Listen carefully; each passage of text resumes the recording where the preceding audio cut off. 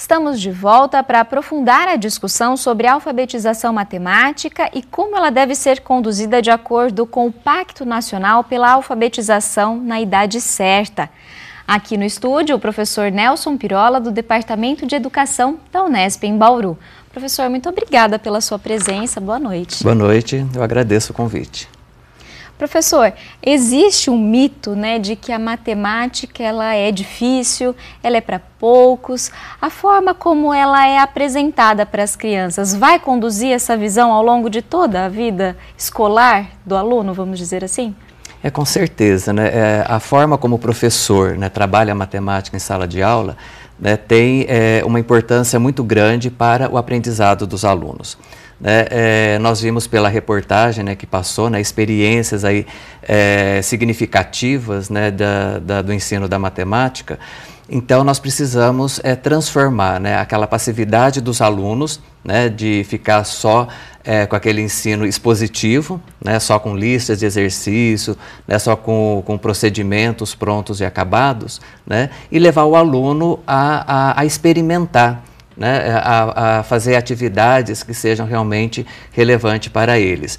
Nós vimos lá, as crianças, elas mexendo com tampinhas, elas mexendo com diversos tipos de materiais, elas estão adquirindo o conteúdo da matemática, elas estão sendo alfabetizadas na área da matemática, Nós vimos até a professora Aline também comentando que alfabetizar a matemática vai muito além dela dominar os números. Porque existe uma grande crença de que os alunos eles são alfabetizados quando eles dominam os números, dominam as operações aritméticas. Entretanto, ser alfabetizado matematicamente é muito mais do que isso. É levar os alunos a compreender o mundo, que o nosso mundo ele é quantificado, e compreender como que a matemática pode auxiliar na compreensão dessa realidade. O pacto fala sobre uma mudança de perspectiva no ensino da matemática a partir do letramento. O que seria isso, professor? Então, o letramento é quando a criança ela faz uso desses conteúdos matemáticos na sua prática social. Então, por exemplo, ela pode compreender uma operação aritmética. Então, ela pode fazer uma adição seguindo todos os passos que a operação exige. Entretanto, ela pode não saber aonde ela vai utilizar isso. Então, os problemas, principalmente aqueles problemas que dizem respeito à realidade dos alunos, eles fazem com que os alunos interpretem aquela realidade. Então, por exemplo, a professora ali mostrou a questão do calendário. Então, as crianças elas vão obtendo as informações, como, por exemplo, o dia da semana, a idade delas, e aí, com isso, ela se insere dentro de um mundo que realmente é significativo para ela. Ou seja, ela faz essas atividades em sala de aula e leva isso para casa também, para a vida cotidiana. Para a vida cotidiana. E que impactos que isso traz para a vida de uma criança?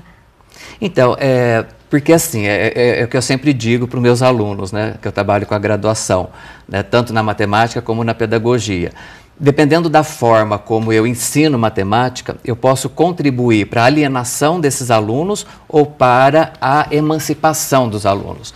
Então, se eu compreendo, por exemplo, uma notícia de jornal, se eu vou fazer uma determinada compra, eu consigo discriminar qual é o melhor plano que eu vou optar. Se eu consigo olhar dados das eleições, da nossa economia e transformo isso num elemento crítico, eu já estou exercendo o letramento. Agora, se eu só fico dentro da sala de aula, fazendo lista de exercício, fazendo 500.000 operações, para poder treinar determinados algoritmos, com certeza o aluno vai ter dificuldade em transferir esse conhecimento para a sua realidade. Em fazer a transferência. Certo.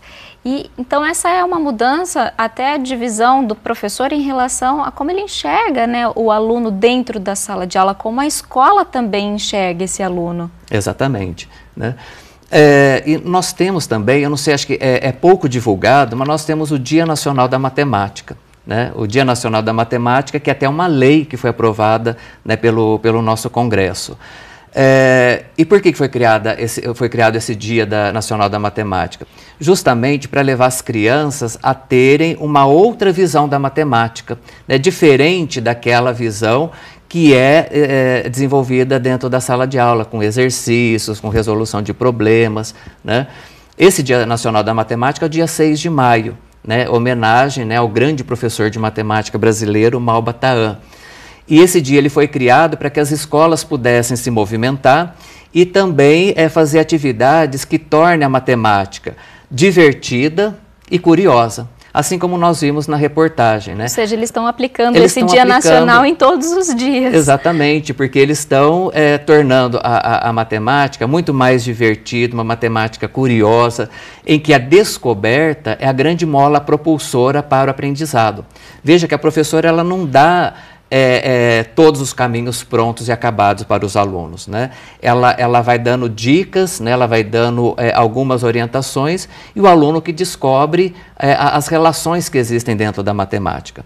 Então, a criatividade dos alunos ela é desenvolvida por meio dessas atividades que nós vimos na reportagem.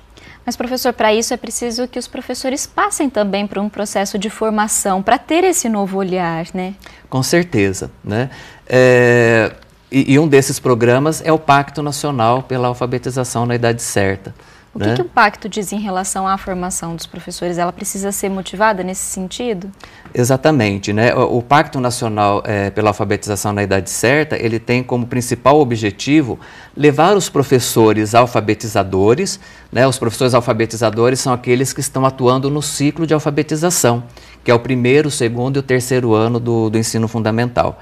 Então, levar esses professores a refletir um pouco mais sobre a importância que a matemática tem, né, no aprendizado dos alunos, né, na vida dos alunos, e ao mesmo tempo descobrir novas possibilidades metodológicas para que esses alunos tenham uma aprendizagem mais eficaz, uma aprendizagem mais significativa. Certo, professora, eu agradeço a sua participação hoje aqui com a gente. Muito obrigado, eu agradeço.